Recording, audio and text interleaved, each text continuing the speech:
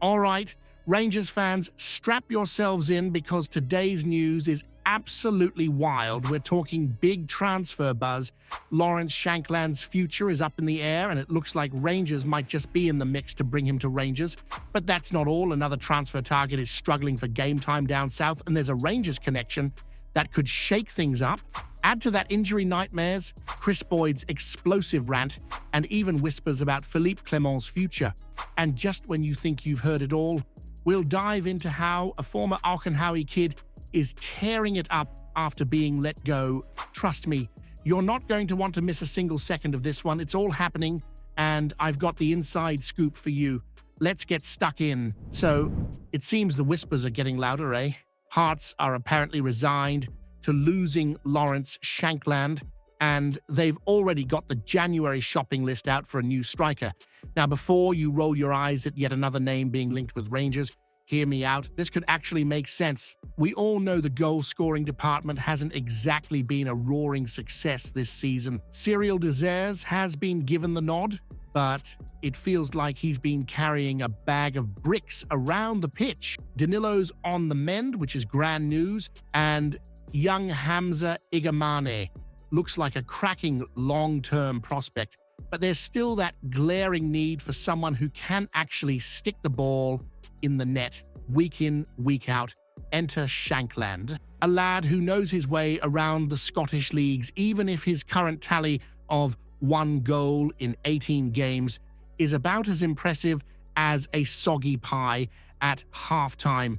But let's not forget, form is temporary and class is permanent, or so they say. Maybe running out at Rangers is the spark he needs to reignite his career. Plus, on a free transfer come the summer, it's not like we be splashing out silly money for the gamble. It's almost like a why not situation, isn't it? And Stephen Naismith, his old boss, is still flying the flag for him, claiming the lad just needs one to go in, even if it's off his shin. Typical poacher's mentality, that. Could Shankland bring the same? Maybe he'd even give Igamane the breathing room he needs to develop without all the pressure. Here's a wee thought to stir the pot.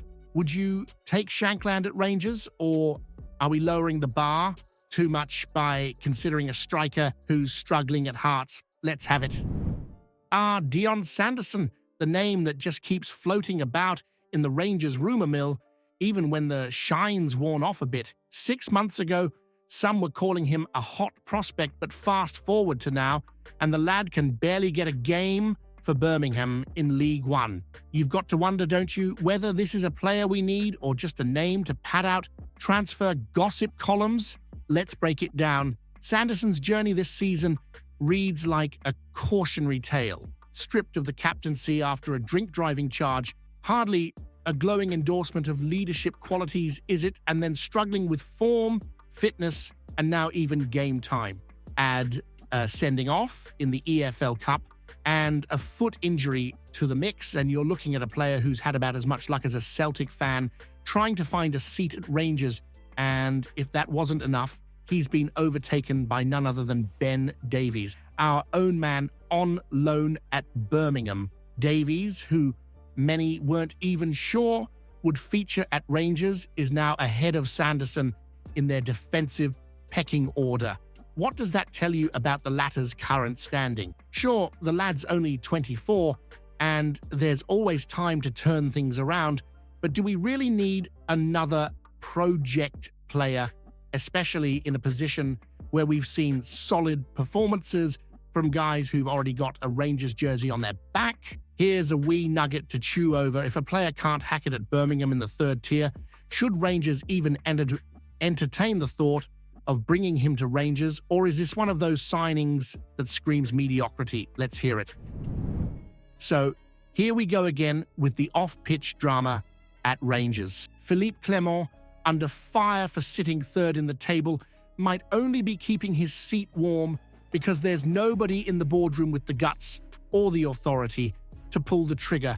No chairman, no CEO, and it's showing. It's like running a ship without a captain or a compass, isn't it? Classic. Now here comes the Belgian connection. Word is Belgium might be sniffing around Clement as a replacement for their current boss. Domenico Tedesco. Convenient timing, eh? Clement's got history with their sporting director Vincent Minot from their Club Brugge days. A bit of old pals act potentially unfolding there, maybe, but let's not kid ourselves. Belgium wouldn't get him for free. Rangers would want their pound of flesh, seeing as he's under contract until 2028. It's a messy situation. Rangers stuck with no clear leadership, can't seem to decide whether to back Clement, bin him, or wait for someone else to come in and poach him. And if Belgium do come calling, what then? Do Rangers take the severance cash and run? Or would losing a manager this quickly just be another humiliation and in a season where things already feel wobbly? Here's the spicy one for you. If Belgium comes for Clement, do Rangers fans think we should take the cash and let him walk? Or are we risking even more chaos by starting from scratch again? What's worse, keeping faith or rolling the dice? Just when you think the injury woes at Rangers couldn't get any worse, the international break serves up a double whammy. It's becoming a right old theme at Rangers, isn't it? We send players away, they come back with more knocks than a dodgy second-hand motor. Honestly, it's enough to make you want to bubble wrap the lot of them. First, there's poor Naraisho Kasanwir-Joe. The lad's only just started showing us what he's about, and now he's gone down clutching his knee while playing for the Netherlands U21s. Seeing him leave the pitch in tears is never a good sign. You can't help but fear the worst, can you? Clement's been easing him into life at Rangers, but if this is as serious as it looks, it's back to the drawing board for the defense. And then there's Ross McCausland. The young winger's been a bright spark lately, and you could see him growing in confidence game by game. Now he's got a foot injury from Northern Ireland duty and has been sent back to Rangers early. Typical international break nonsense. He didn't even play in their games. The lad's been sidelined before he could even lace up his boots properly. Add this to the long-term absentees like Rabbi Matondo, Danilo, and Ridvan Yilmaz, and it's starting to feel like a running joke. How many times can we watch our squad get whittled down to the bare bones? Clement must feel like he's playing a game of football bingo. Knee injury? Check. Foot problem? Check. Mystery fitness issues? Full house. Here's one to get the debates flowing.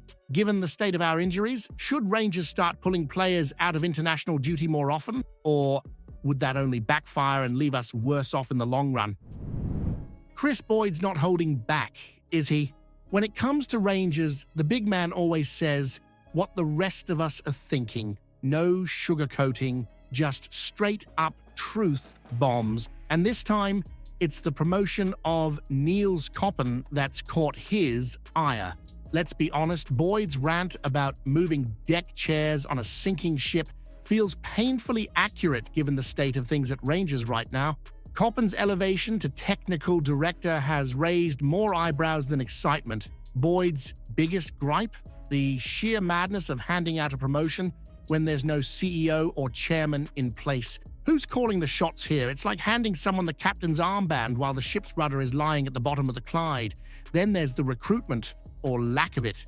Boyd's not wrong when he says it's been miles off the mark. Spending fortunes on an academy and then watching homegrown talent slip through our fingers is hard to swallow.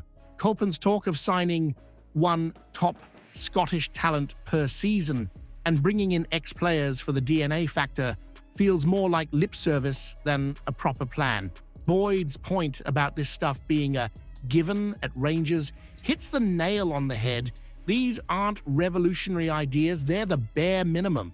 And here's the thing, while Koppen might be well regarded behind the scenes, Boyd's right that the fans aren't exactly popping champagne over this appointment. You can't just talk the talk at Rangers. You've got to show you've earned the right to be there. So here's a question to stir the pot. Do Rangers fans think Boyd's bang on about this being a vanity move to placate the fans? Or is it time we gave Koppen the benefit of the doubt and let him prove his worth? The old one that got away story.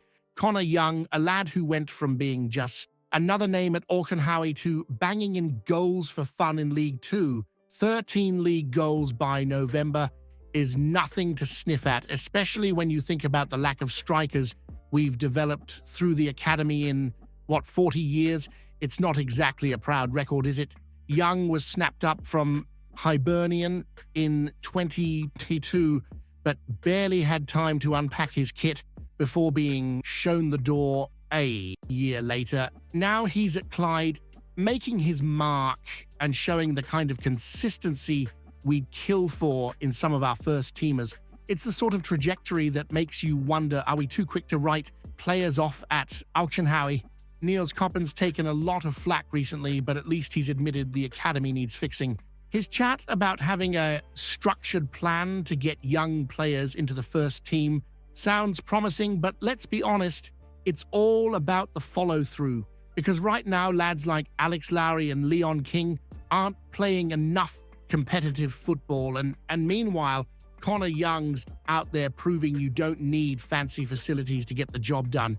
And isn't that the real kicker? It's all well and good having a world-class training center, but if you're not getting minutes on the pitch, what's the point? Young might not be playing in glamorous surroundings, but he's learning the craft the old-school way.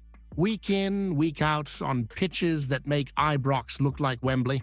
Here's one to stir the pot. Do Rangers fans think we're focusing too much on polish and not enough on grit when it comes to developing our academy players? Should lads like Connor Young have been given more time, or was he always destined to succeed somewhere else? Comment below what you think about the news. Don't forget to leave a like on the video to help me out. I post videos every day talking about our Rangers, so if you're not subscribed, you're missing out on the latest news. See you soon.